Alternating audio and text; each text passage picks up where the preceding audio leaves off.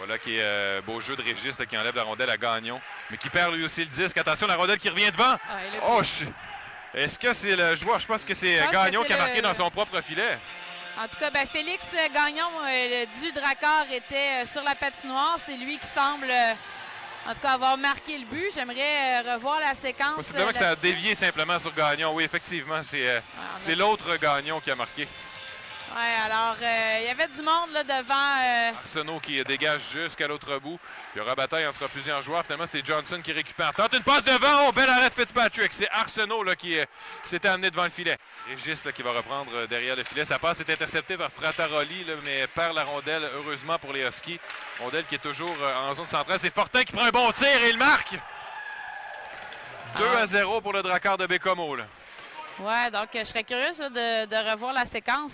J'étais en train de regarder des statistiques. En fait, il y a eu confusion là, chez les joueurs des Huskies. On avait de la difficulté à prendre possession de ce disque et le dégager. Fortin qui est arrivé derrière a réussi à soulever le bâton et à prendre possession du disque. Et directement dans l'enclave, il a pris un bon lancer que le gardien de but Brassard n'a pas été en mesure d'arrêter.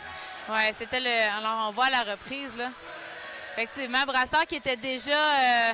C'était déjà compromis, qui était déjà à genoux et tout juste au-dessus du bloqueur. Il remet à Hébert. Hébert là, qui tente une feinte. Oh, réussit tout de même à remettre Ortiz à Roy de l'autre côté, à Légaré. Au bel arrêt de Brassard sur ce jeu-là.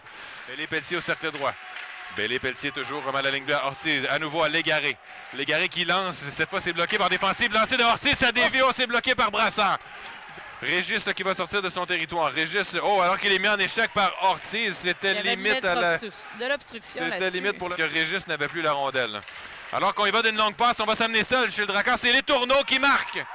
Et c'est allé entre les jambières de Kevin Brassard. On s'est vraiment... on s'est fait prendre à contre-pied là-dessus. Alors, on s'en allait pour une bonne chance. C'est dommage là, pour... Le joueur des Huskies qui était bien positionné juste avant qu'il mettait de la pression. Alors, le joueur du Drakkar qui a pu...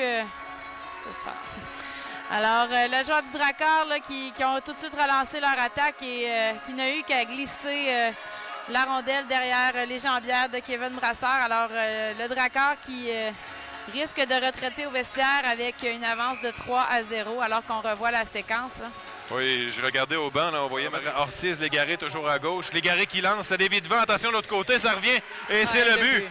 La rondelle qui a dévié à 2 ou 3 reprises et c'est Hébert qui a réussi à marquer. Oui, Régis là, qui n'a pas pu compléter sa couverture du joueur du Drakkar qui a poussé la rondelle derrière Brassard qui était déjà compromis à gauche. Alors là, ça s'annonce compliqué pour les Huskies si on veut revenir de l'arrière dans ce match. C'est un 4e but pour le Drakkar de Bécomo. Là, on le voit à la reprise. C'est un tir qui a dévié à 2 reprises, s'est retrouvé devant le filet. Là, et c'est un but difficile à rater pour Hébert, là, qui était complètement seul à côté du filet. Oui, c'est dommage là, parce qu'on... Il va d'une courte passe qui est interceptée à la ligne bleue par Fontaine. Oh, mise en échec de côté.